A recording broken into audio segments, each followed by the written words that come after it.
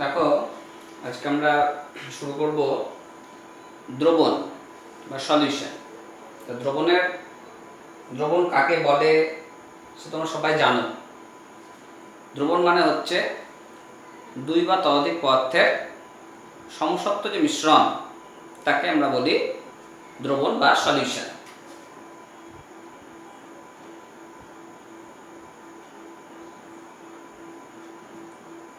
দুই বা ততোধিক পদার্থের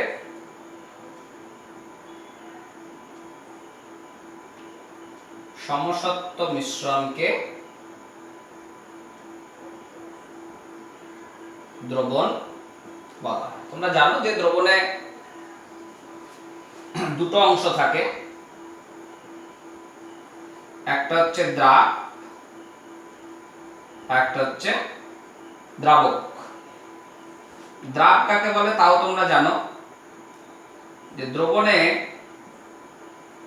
যে পদার্থের পরিমাণ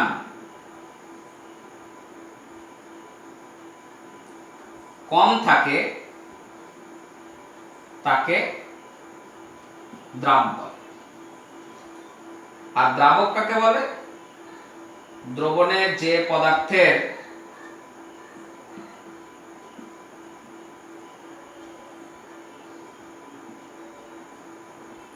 পরিমাণ বেশি থাকে তাকে দ্রাবক বলে। তাহলে যেটা কম থাকবে সেটা হচ্ছে দ্রাব, আর যেটা বেশি পরিমাণে থাকবে সেটা হচ্ছে দ্রাবক। এই দুটো মিশ্রে যে সমসত্ব মিশ্রণ তৈরি হচ্ছে তাকে আমরা বলি দ্রবণ। এর উদাহরণ তোমরা জানো, যে আমরা যদি একটা পাত্রে জল নিয়ে আর বাইরে থেকে কিছুটা ধরে নাও চিনি মিশিয়ে দেওয়া হলো, তাহলে একটা দ্রবণ প্রস্তুত হয়ে গেল। এবং তোমরা জানো যে দ্রবণে যে দ্রাব থাকে, প্রকৃত দ্রবণ তার যে দ্রাব, সে দ্রাবের কণার ব্যাস হয় 10⁻⁸ সেন্টিমিটার, এর 8 সেন্টিমিটার বা তার কম। তাহলে দ্রাবের কণার ব্যাস 10⁻⁸ সেমি বা তার কম। এই বিষয়গুলো তোমাদের সবারই জানা আছে। এবার আমাদের যেটা আছে আলোচনায় সেটা হচ্ছে দ্রবণের বিভিন্ন ধরনের মাত্রা বা শক্তি। এই অংশটাও তোমরা ক্লাস 11-এ গত বছর পড়েছো। আমি একবার বলে দিই, তোমাদের বইয়ে এগুলো আছে, সিলেবাসের মধ্যেও আছে, অঙ্কও আসতে পারে। তো দেখো, দ্রবণের যে মাত্রা বা শক্তি তা পরিমাপ করার জন্য বিভিন্ন পদ্ধতি আমাদের আছে। যেমন ধরো, একটা হচ্ছে শতকরা মাত্রা। শতকরা মাত্রা মানে যে 100 একক দ্রবণে কত পরিমাণ দ্রাব দ্রবীভূত থাকছে। 100 একক দ্রবণে কি পরিমাণ দ্রাব দ্রবীভূত থাকে তাকে তার শতকরা মাত্রা বলা হয়। তা মাথায় রাখবে, শতকরা মাত্রা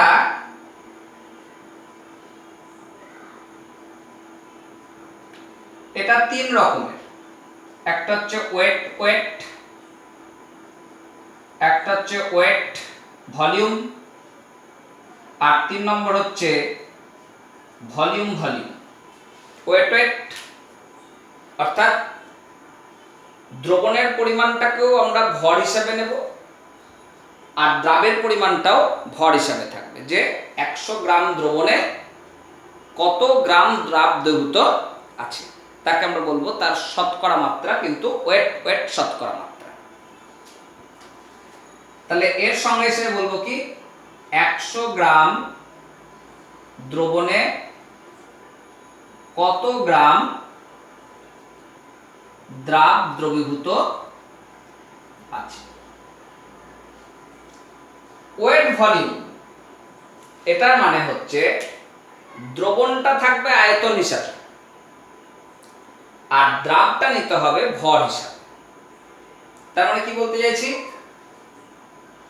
100 মিলিলিটার দ্রবণে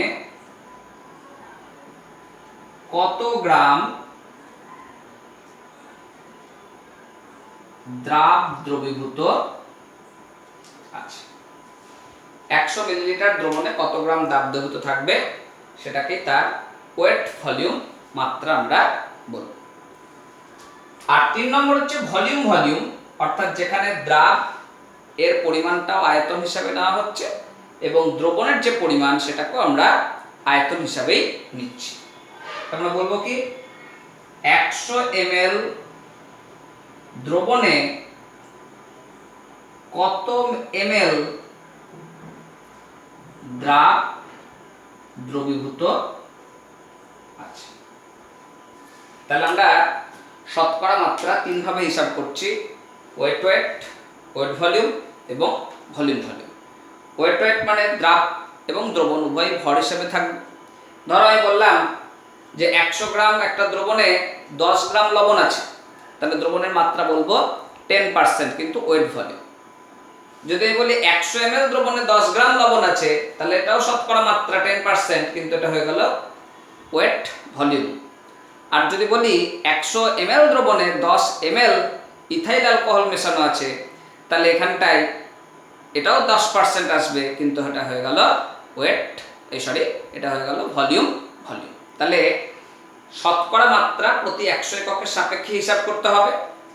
সেটা যদি দুটোই দ্রবণ এবং দ্রাব ভর হিসাবে থাকে তাহলে ওয়েট ওয়েট, দ্রবণ আয়তন হিসাবে নেওয়া হচ্ছে কিন্তু দ্রাবটা ভর হিসাবে নেওয়া হচ্ছে তাহলে হচ্ছে ওয়েট ভলিউম। আর যদি দ্রাব এবং দ্রবণ উভয়কেই ভলিউম হিসাবে নেওয়া হয় তাহলে সেটা হয়ে গেল ভলিউম ভলিউম শতকরা মাত্রা। নেক্সট দেখো আমাদের আরেকটা খুব গুরুত্বপূর্ণ মাত্রা, যেটাকে বলা হয় নরমাল মাত্রা বা নরমালিটি, বড় হাতের এন দ্বারা আমরা এটাকে প্রকাশ করে থাকি। তো দেখো নরমাল মাত্রা বা নরমালিটি কিভাবে আমরা হিসাব করি। নরমালিটি হিসাব করার জন্য আমাদের যেটা প্রয়োজন সেটা হচ্ছে গ্রাম তুল্যাঙ্ক। গ্রাম তুল্যাঙ্ক, তাহলে গ্রাম তুল্যাঙ্ক আসে কোথা থেকে? তুল্যাঙ্ক ভার থেকে হিসাব করতে হয় গ্রাম তুল্যাঙ্ক। দেখো একটু বলে দিই, তোমরা জানো। ধরো NaOH এর তুল্যাঙ্ক ভার আমি হিসাব করতে চাইছি, তাহলে NaOH এর তুল্যাঙ্ক ভার মানে কি লিখবো? NaOH এর আণবিক গুরুত্ব বাই যোজ্যতা। তাহলে তুল্যাঙ্ক ভার একটা রাশিমালা, তোমরা দেখলে গত বছর পড়েছো যে আণবিক গুরুত্বকে যদি যোজ্যতা দিয়ে ভাগ করা হয় লবণের ক্ষেত্রে, তাহলে সেটা তার আমরা কি পেয়ে যাই? তুল্যাঙ্ক ভার পেয়ে যাই। তাহলে NaOH এর আণবিক গুরুত্ব কত হয়? সোডিয়াম 23, অক্সিজেন 16, হাইড্রোজেন 1 আর যোজ্যতা হচ্ছে 1। কারণ ক্ষারের ক্ষেত্রে কতগুলো OH মাইনাস আয়ন আছে, কতগুলো OH দিতে পারবে সেটাকেই তার আমরা যোজ্যতা ধরি। তাহলে এখানে আসছে 40।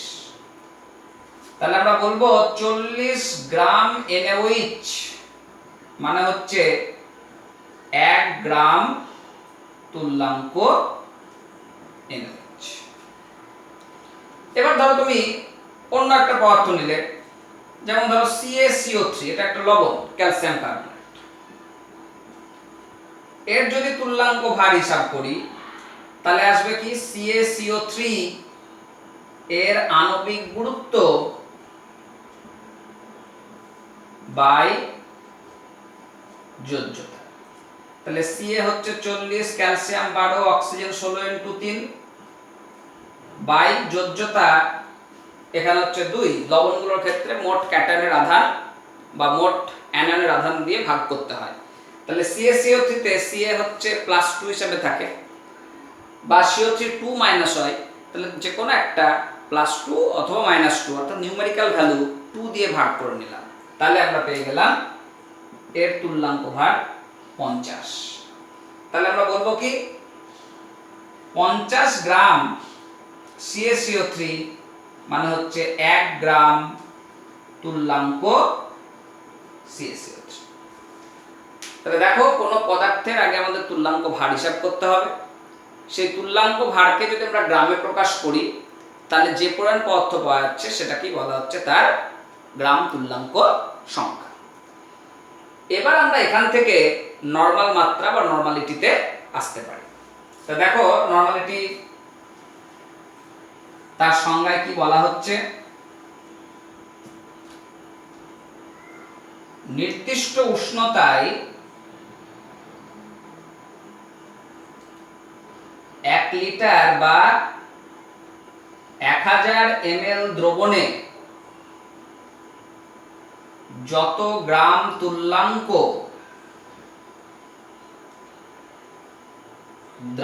দ্রবীভূত থাকে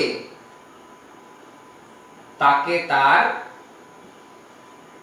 নরমাল মাত্রা বলে। যত গ্রাম তুল্যাঙ্ক দ্রবীভূত থাকে, ধরে নাও 1000 ml দ্রবণে 40 গ্রাম NaOH আছে,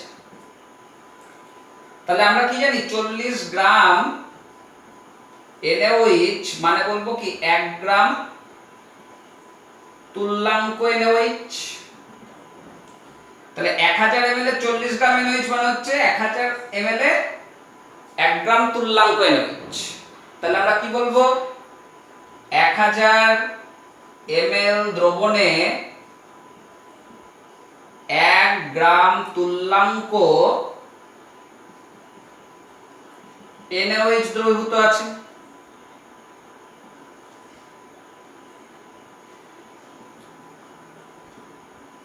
এখন 1000 ml এর যত গ্রাম তুল্যাঙ্ক দ্রবীভূত থাকবে দ্রাব, সেটাকে তার আমরা নরমাল মাত্রা বলে থাকি। তাহলে 1000 ml এ যদি 1 গ্রাম তুল্যাঙ্ক থাকে, তাহলে দ্রবণের মাত্রা বলবো কি 1 নরমাল। তাহলে আমরা এখানে বলতে পারি অতএব দ্রবণের মাত্রা 1 নরমাল।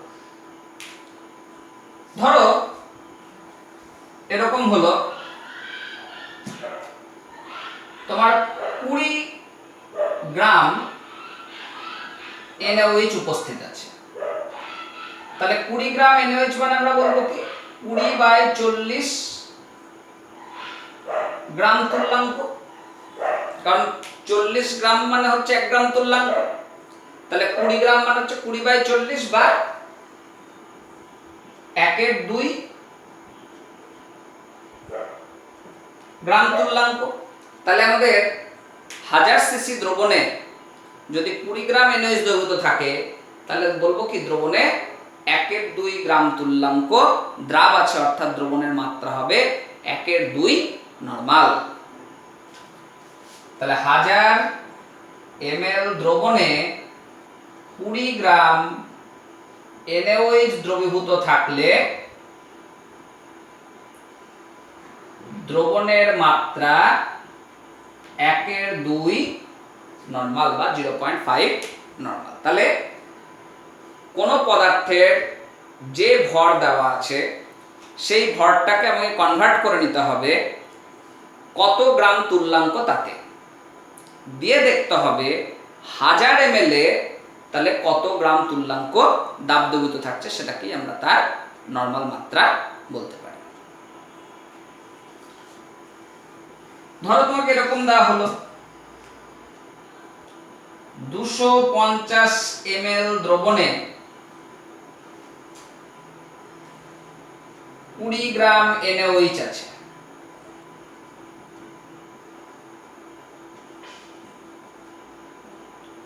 দ্রবণের নরমাল মাত্রা কত? তাহলে আমরা কি জানি 20 গ্রাম NaOH মানে হচ্ছে 1/2 গ্রাম তুল্যাঙ্ক।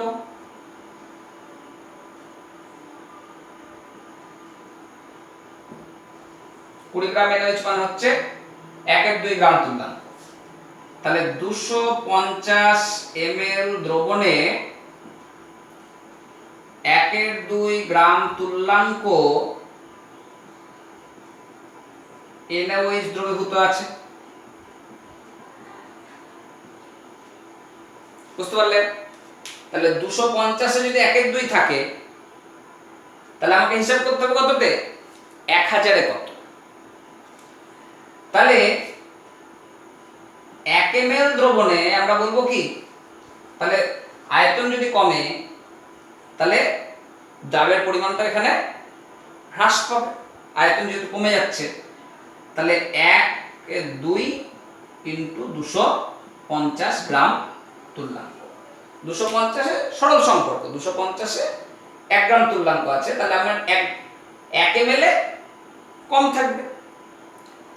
আর যদি 1000 ml এ হিসাব করি তাহলে কত হবে, 1 গুণিত 1000 বাই 2 গুণিত 250। তাহলে আমি যদি আয়তন বাড়িয়ে দিই তাহলে আমার দ্রাবটাকেও বাড়াতে হবে, কারণ 250 এ আছে এত ml, এটা তাহলে 1000 এ কত ml হওয়ার কথা, 1000 এ কতটুকু আছে।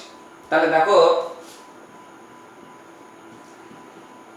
তাহলে 2 আসলো, তাহলে আমরা বলবো কি, দ্রবণের মাত্রা 2 নরমাল, দ্রবণের মাত্রা 2 নরমাল। দেখো এটাকে আমরা একটা জেনারেল ইকুয়েশনে নিয়ে যাই। ধরি V লিটার দ্রবণে W গ্রাম দ্রবীভূত আছে, আর দ্রাবের তুল্যাঙ্ক ভার ধরে নিলাম E। তাহলে V লিটার দ্রবণে কত গ্রাম তুল্যাঙ্ক দ্রাব আছে সেটাকে হিসাব করতে হবে। তাহলে আমরা বলতে পারি কি, V লিটার দ্রবণে দ্রাব আছে W/E গ্রাম তুল্যাঙ্ক, W/E গ্রাম তুল্যাঙ্ক। তাহলে সবসময় মাথায় রাখবে যে গ্রাম তুল্যাঙ্ক সংখ্যা হিসাব করার জন্য আমাদের রাশিমালাটা কি, পদার্থের ভর বাই তার তুল্যাঙ্ক ভার। তাহলে W গ্রাম আছে আর তুল্যাঙ্ক ভার হচ্ছে E, তাহলে V লিটার দ্রবণে আমরা বলছি দ্রাব আছে W/E গ্রাম তুল্যাঙ্ক। তাহলে 1 লিটার দ্রবণে দ্রাব আছে W/E ইন্টু V গ্রাম তুল্যাঙ্ক। তাহলে আমরা বলবো দ্রবণের নরমাল মাত্রা সমান W/E ইন্টু V। তাহলে এটা একটা আমরা জেনারেল ইকুয়েশন পেয়ে গেলাম। তোমাদের বইয়ে দেখবে ছক করা আছে 1000 এ বা 1 লিটারে কত গ্রাম মেশানো হয়েছে, তার মানে সেটাকে আগে হিসাব করা হচ্ছে কত গ্রাম তুল্যাঙ্ক মেশানো হচ্ছে। এবার আমরা যদি সেই গ্রাম তুল্যাঙ্ক সংখ্যাটা 1 লিটারে হিসাব করি তাহলে তার আমরা নরমাল মাত্রা বা নরমালিটি হিসাব করতে পারব। আর মাথায় রাখবে এই নরমালিটি, এই মাত্রাটা, দ্রবণের এই মাত্রাটা উষ্ণতা নিরপেক্ষ মাত্রা নয়, উষ্ণতা নিরপেক্ষ মাত্রা নয়, উষ্ণতার উপর নির্ভরশীল। তাহলে কি বলছি,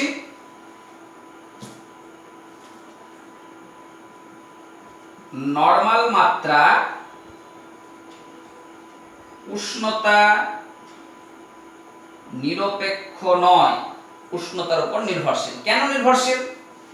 দেখো এখানে আমরা যে দ্রবণটা নিচ্ছি সেইটা কিন্তু লিটার ইউনিটে নেওয়া হয়েছে বা মিলিলিটার ইউনিটে নেওয়া হচ্ছে। লিটার বা মিলিলিটার এটা হচ্ছে আয়তনের একক। আর তোমরা জানো যে পদার্থের যে আয়তন সেটা উষ্ণতার উপর নির্ভরশীল। উষ্ণতা বৃদ্ধি পেলে আয়তন বাড়ে, উষ্ণতা হ্রাস পেলে আয়তন কমে যায়। তার জন্য আমরা দেখব কি দ্রাবটা নির্দিষ্ট, দ্রাবটাকে ভর হিসেবে নেওয়া হচ্ছে, তাহলে ভর কিন্তু উষ্ণতার উপর নির্ভর করে না, কিন্তু আয়তন যেহেতু নির্ভর করে, তার জন্য আমরা বলবো নর্মাল মাত্রা বা নর্মালিটি একটা উষ্ণতা নিরপেক্ষ রাশি নয়, অর্থাৎ উষ্ণতার উপর নির্ভরশীল, উষ্ণতার উপর নির্ভর করে।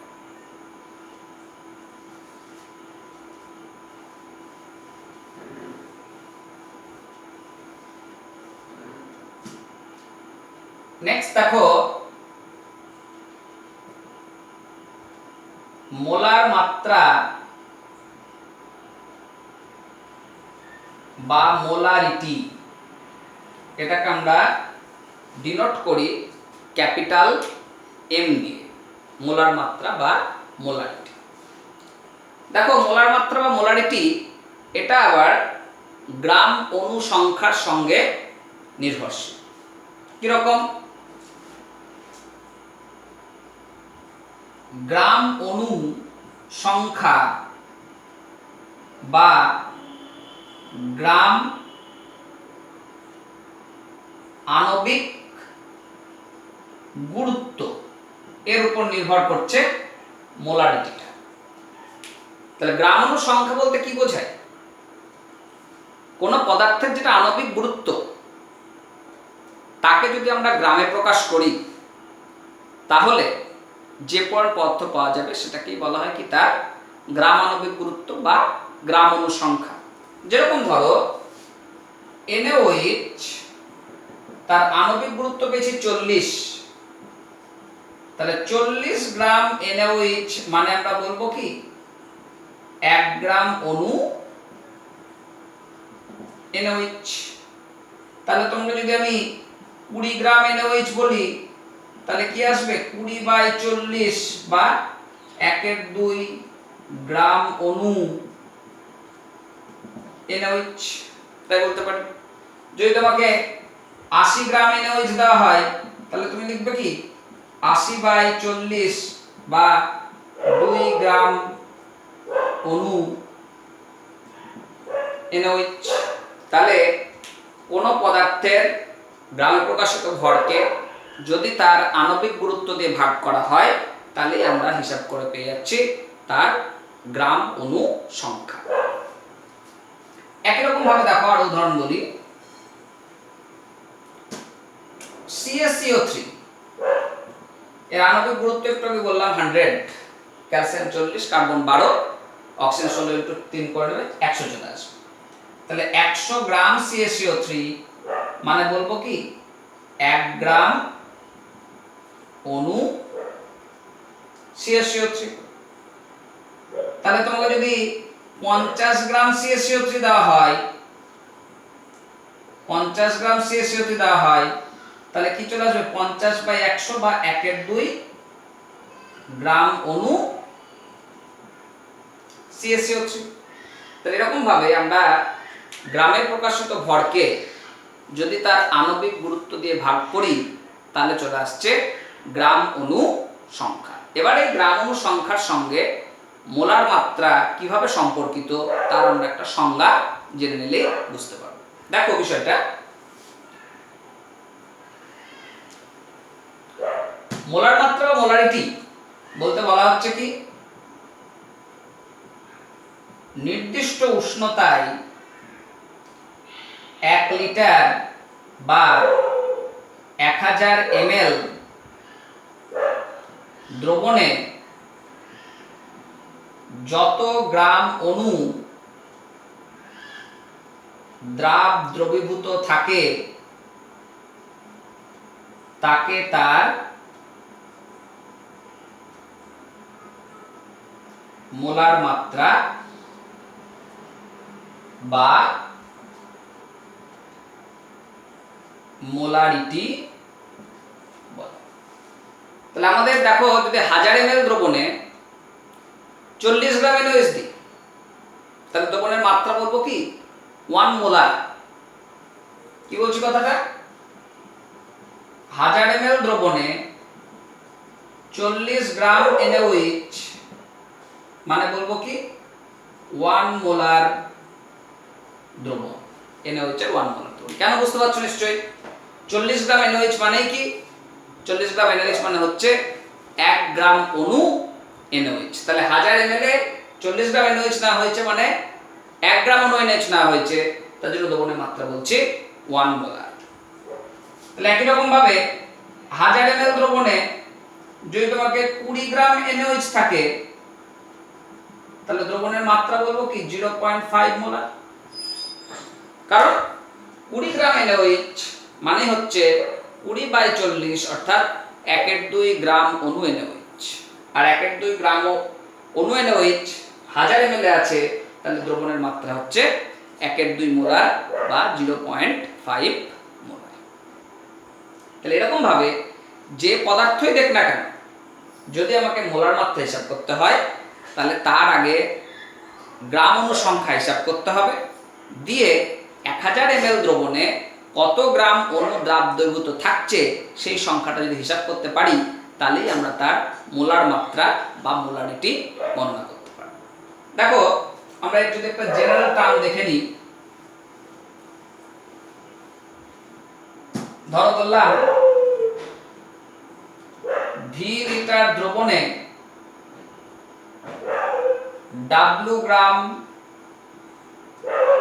দ্রাব দ্রবীভূত আছে।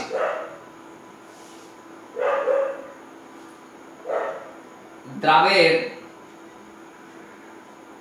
আণবিক গুরুত্ব সেটাকে বলা হলো M। তাহলে আমরা বলতে পারি কি ভি লিটার দ্রবণে দ্রাব আছে W/M গ্রাম অণু। কেন বুঝতে পেরেছো? গ্রামে প্রকাশিত ভরকে তার আণবিক গুরুত্বে ভাগ করলে আমরা পেয়ে যাই গ্রাম অণু সংখ্যা। তাহলে ভি লিটার দ্রবণে দ্রাব আছে W/M গ্রাম অণু। তাহলে 1 লিটার দ্রবণে দ্রাব আছে W/M ইনটু ভি গ্রাম অণু। তাহলে অতএব বলতে পারি কি মোলারিটি সমান W/M into V. W/M into V. তাহলে নরমালিটি সমান দেখলে W/E ইনটু ভি, আর মোলারিটি সমান হচ্ছে W/M ইনটু ভি। এখান থেকে আমরা নরমালিটি এবং মোলারিটির মধ্যে একটা সম্পর্ক স্থাপন করতে পারি। দেখো নরমালিটি সমান আমরা পেয়েছি W/E ইনটু ভি, আর মোলারিটি সমান পেলাম W/M ইনটু ভি। তাহলে এখান থেকে একটা আমরা রিলেশন এরকম তৈরি করে নিতে পারি, নরমালিটি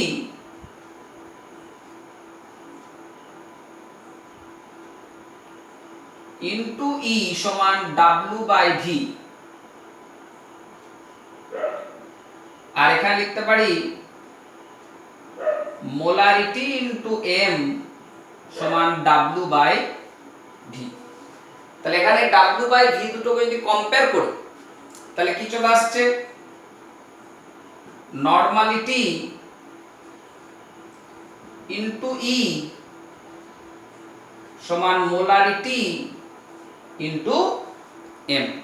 তাহলে আমরা বলতে পারি কি নরমালিটি সমান M/E into molarity. M/E into molarity. বুঝতে পারলে? তাহলে নরমালিটি মোলারিটির মধ্যে এরকম একটা রিলেশন আমরা দেখছি। এগুলো সব অঙ্ক করতে কাজে লাগবে। আমরা মাত্রাগুলো সব পড়ার পরে এই মাত্রাগুলো সংক্রান্ত বেশ কিছু সমস্যা আমরা করব, যখন আসবো তখন দেখা যাবে। নেক্সট দেখো আমরা আরেকটা মাত্রায় আসি, এটা হচ্ছে ফর্মালিটি, যেটাকে ডিনোট করা হয় F দ্বারা। ফর্মালিটি সংজ্ঞাগুলো খুব লক্ষ্য রাখবে, কারণ এই মাত্রার অঙ্ক করতে গেলে কনসেপ্ট ক্লিয়ার থাকাটা খুব প্রয়োজন। বিশেষ করে সংজ্ঞা, এই সংজ্ঞা যদি ধরে ধরে বুঝতে পারো তাহলে মাত্রার অঙ্ক সহজেই তোমরা করে ফেলতে পারবে। আর সংজ্ঞা যদি ঠিকঠাক বোঝা না যায় তাহলে কিন্তু করা মুশকিল হবে, কারণ এখানে সরাসরি রিলেশন দিয়ে করা মুশকিল, এখানে কোনো সরাসরি ফর্মুলা তুমি প্রয়োগ করতে অনেক সময় নাও পারো। যাই হোক, দেখো আমরা ফর্মালিটিতে আসি। ফর্মালিটি আর মোলারিটির মধ্যে কোনো পার্থক্য নাই। কি বলছি? ফর্মালিটি আর মোলারিটির মধ্যে কোনো পার্থক্য নাই। শুধুমাত্র পার্থক্য কোথায়? দ্রাবটা। দেখো, ফর্মালিটি আমরা তখনই ব্যবহার করব যে সমস্ত দ্রাবগুলো আয়নীয় যৌগ, অর্থাৎ যাদের কোনো নির্দিষ্ট অণুর অস্তিত্ব থাকে না। তোমরা জানো যে আমরা যে সমস্ত অণুর অস্তিত্ব থাকে না, বিশেষ করে আয়নীয় যৌগ, তাদের ক্ষেত্রে আমরা আণবিক গুরুত্ব কথাটা ব্যবহার না করে সংকেত ভর এই কথাটা ব্যবহার করে থাকি। আণবিক গুরুত্বের পরিবর্তে ব্যবহার করি সংকেত ভর। যেমন ধরো NaCl, তোমরা জানবে এটা একটা আয়নীয় যৌগ, ক্লাস 10 এ পড়েছো, দেখবে NaCl এর গঠন দেওয়া ছিল, নির্দিষ্ট কোনো অণুর গঠন নাই। আমরা সলিড স্টেট পড়াতে গিয়েও দেখছিলাম যে এক একটা ক্যাটায়ন একটা অ্যানায়ন এরকম ভাবে পরপর অবস্থান করছে। তাহলে যেহেতু নিজের অণুর অস্তিত্ব থাকে না এরকম আয়নীয় যৌগগুলোর ক্ষেত্রে, তার জন্য এক্ষেত্রে আমরা যে ওয়েট ব্যবহার করি এর তোমার সংকেতের জন্য যা, আণবিক গুরুত্বও তাই, একইভাবে হিসাব করা হয়, কিন্তু টার্মটা শুধু ডিফারেন্ট। তাহলে এখানে হিসাব করবো কি 23 প্লাস 35.5 মানে হচ্ছে 58.5। তাহলে আমরা কোন পদার্থ যা ফর্মুলা ওয়েট আসবে সেটাকেই বলা হবে কি তার সংকেত ওজন। তাহলে 58.5 গ্রাম NaCl মানে কি বলবো? 1 গ্রাম ফর্মুলা NaCl। 58.5 গ্রাম NaCl মানে হচ্ছে 1 গ্রাম ফর্মুলা NaCl। তোমার যদি আয়নীয় যৌগ না হয়ে সময় যৌগ হতো বা যার অণুর অস্তিত্ব ছিল, তার ক্ষেত্রে সে একই ব্যাপারই আসতো। NaCl এর পরিবর্তে তুমি যদি NaOH নাও, তাহলে সেক্ষেত্রে কি হচ্ছে? তুমি NaOH এর ক্ষেত্রে সেই 40কেই বলছো কি 1 গ্রাম অণু। এখানে 1 গ্রাম অণু কথাটা ব্যবহার না করে ব্যবহার করা হচ্ছে 1 গ্রাম ফর্মুলা। তাহলে মাথায় রাখবে, ফর্মালিটি এই কথাটা ব্যবহার করা হয় কেবলমাত্র আয়নীয় দ্রাব দ্রবীভূত থাকলে। তাহলে ফর্মালিটি ব্যবহৃত হয় আয়নীয় দ্রাব হিসাবে, আয়নীয় যৌগ দ্রাব হিসাবে ব্যবহৃত। এবং আমরা যদি ফর্মালিটির ডেফিনেশন লিখি, একই রকম ডেফিনেশন, সেটা হচ্ছে নির্দিষ্ট উষ্ণতায় 1 লিটার বা 1000 ml দ্রবণে যত গ্রাম ফর্মুলা দ্রাব দ্রবীভূত থাকে তাকে তার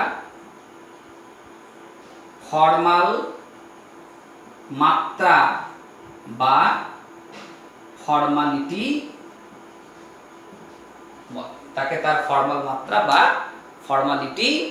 বলা হয়।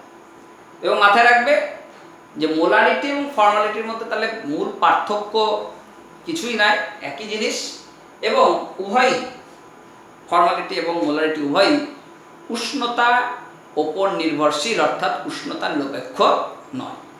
কেন উষ্ণতা নিরপেক্ষ নয়?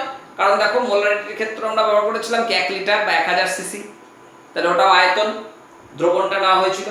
এখানেও দেখো 1 লিটার বা 1000 ml বা 1000 সিসি লেখা হয়েছে দ্রবণটা, তাহলে এখানেও আয়তন হিসাবেই ব্যবহার করা হচ্ছে। তাহলে মাথায় রাখবে, মোলারিটি ও ফর্মালিটি উষ্ণতা নিরপেক্ষ নয়, অর্থাৎ উষ্ণতার উপর এই মাত্রাগুলো নির্ভরশীল। এগুলো তোমরা তৈরি করো। নেক্সট ক্লাসে আমরা আরো দুটো তিনটে মাত্রা আছে সেগুলো আলোচনা করব এবং কিছু প্রবলেম এখান থেকে দেখব।